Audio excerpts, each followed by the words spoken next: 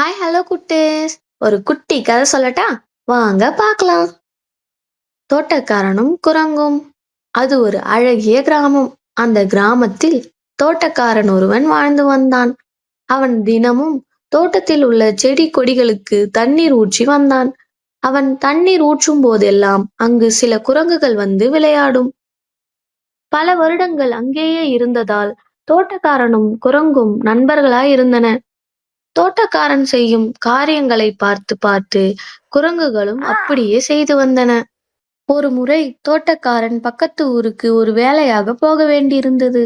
ஆனால் தோட்டத்தை கவனிக்க யாருமே இல்லையே என்று கவலையாக உட்கார்ந்திருந்தான். பின்பு அவனுக்கு ஒரு யோசனை வந்தது.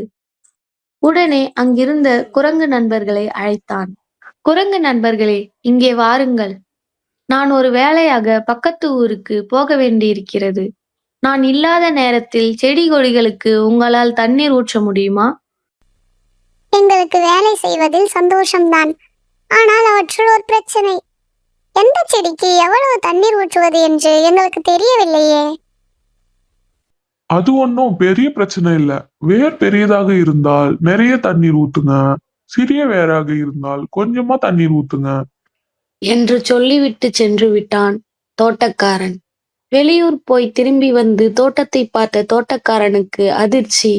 அத்தனை செடிகளும் பிடுங்கப்பட்டு காய்ந்து ஐயோ, என்ன ஆச்சு என் செடி கொடிகளுக்கு?